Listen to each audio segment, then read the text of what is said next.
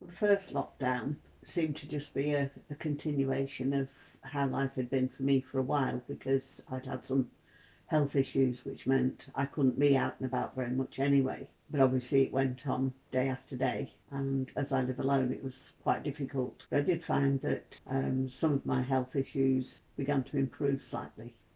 I'd been diagnosed with ME, and I also suffer from anxiety and depression.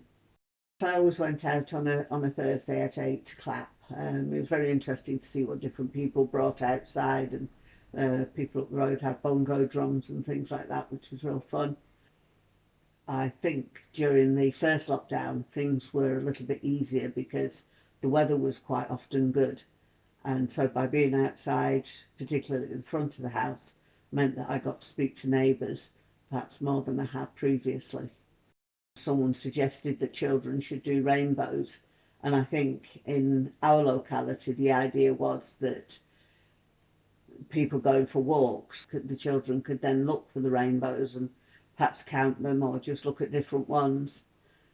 So I started off by making a rainbow, and then I decided that as I have a drive rather than a garden at the front of the house, that I would make a garden in the front window. So I cut some flowers out and put them onto the glass. Quite a few people commented, and I think people enjoyed having things to look for as they went out. Four of my adult children do live locally, so we were able to keep in touch by phone and by WhatsApp, Facebook, and so on. But as time went on, it became difficult, and there was always that sort of sense of strain that people were being overworked, people working from home very quickly lost its sense of novelty, I think, and became very intense. Those natural breaks that take place in the office environment don't take place when you're sitting at a computer in your living room or bedroom. And those that had children were also trying to uh, look after children and encourage some homeschooling.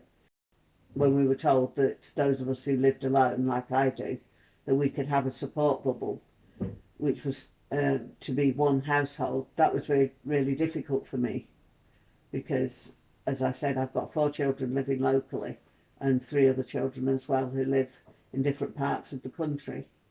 So it was very difficult to choose who you'd bubble with.